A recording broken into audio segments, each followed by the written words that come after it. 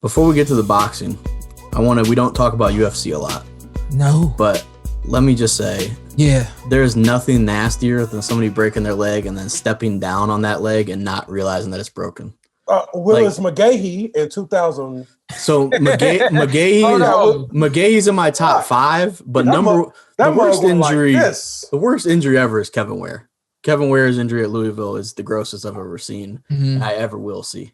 But Paul George was nasty too. We can talk about Paul George and McGahee's was nasty. Theismann obviously is the one our parents always brought up, but Kevin Ware's, I mean, that was just horrific. But like yesterday, the UFC fighter Weidman, he breaks his leg. Sean Livingston's a good one too.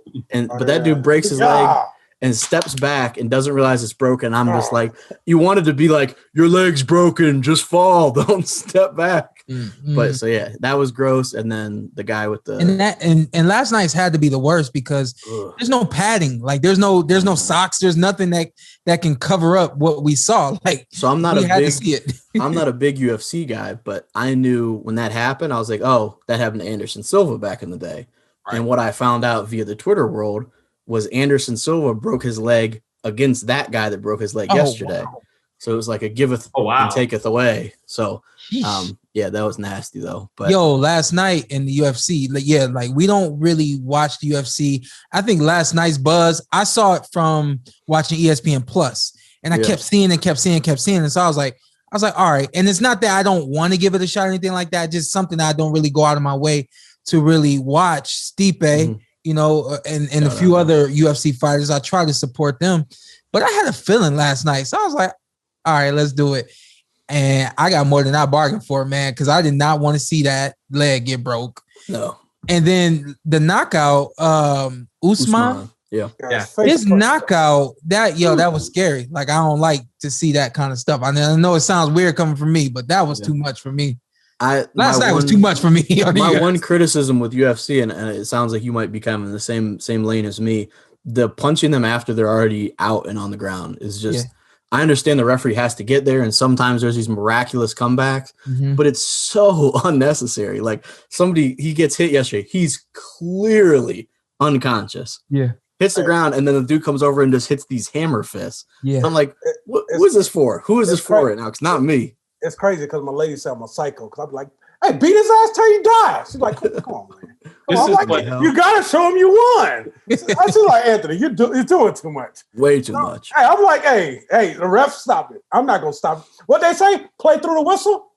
Okay, he's playing through I feel like the asterisk next to that would be play to the whistle, or if your opponent is unconscious, then that also can substitute for that. But I know this is one separation in boxing and UFC, because I don't think the MMA mixed martial arts really has like the amateur type of program that we have. They're usually like looking at 4 to 5 amateur fights and who's going to sign me, how can I go pro? But fighting in the amateur system for so long, once you turn pro, the refs don't move the same way that they do in the amateur system. In the amateur system, it's break, and it's warning, and they're taking points immediately. You can't, so on and so forth. And so when you turn pro, you kind of move in that way until you realize, like, okay, this guy's clearly holding me, and you're not gonna come in here, so let me do what I got to do. Yeah. And then you just like, all right, boom. Then that's how the pros are. But you kind of gotta go through it a little bit before you really figure it out.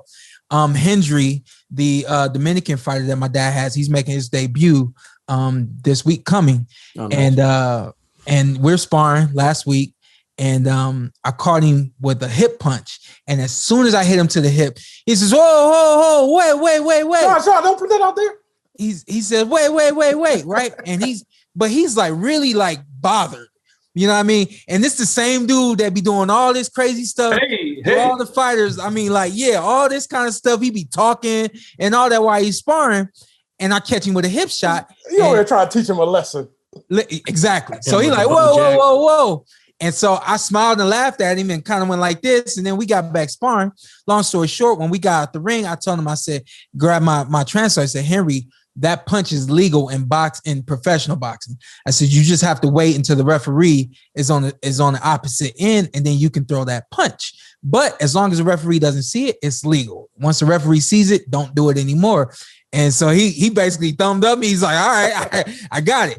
you gotta learn that process as as when you go to the pros. But in the UFC, I guarantee you, if it was boxing and we knock somebody down like that, we're gonna stand and wait on the ref, because that's like what we're used to. Yeah. These guys knock you down and they come running at you. Do like a damn somersault. Yeah, you're right, Sean. You like, you want some more? Hey, Sean, like, you ever been Sean, you ever been in a fight where you just beating the hell out of a guy? And you're looking at the ref like, stop it. Like, I think Roy Jones did this in a fight one time. Yeah. But you're just like, come on, man, stop this. You ever been in a fight like that? Only in the amateurs, not in the pros. Okay. In the amateurs, it was like, hey, what are we gonna do here? Yeah. And the crazy thing is, when I was in the amateur, we had the 20-point system. So either the referee stops the fight, or if you're winning by 20 points or more, they end the fight. And so I've had plenty of fights where it was like, this fight should be getting stopped. And then it's like, all right, they stop it because of the 20 points, but you just do not see it happen that way in the UFC. And it really bothers me. Furthermore, and then I'm sure we'll be able to move forward. Somebody argued with me one day that UFC and mixed martial arts is safer than boxing. And I said, how is it safer for somebody to get knocked down and get pounded on and then the fight is stopped? I mean, like, that's clearly not safe. I don't know what the logic even could be. His logic was that a fighter, a boxer can sustain a concussion early in the fight, third round, fourth round, but because he's professional enough and good enough, he can, make it through the course of 12 rounds. Now he's fought 9 rounds with a concussion. So they're saying the length of a professional fight opposed to the length of a UFC fight, and the concussion that's sustained, you may be potentially fighting with it longer than in a UFC fight. And I said, that actually sounds. I get what you're coming from. But I'm still not getting in the octagon. I'm not going about to even test that one. But you remember Maxim Dadashev? He never even touched the canvas and died that night. So that kind of speaks to his point. But yeah.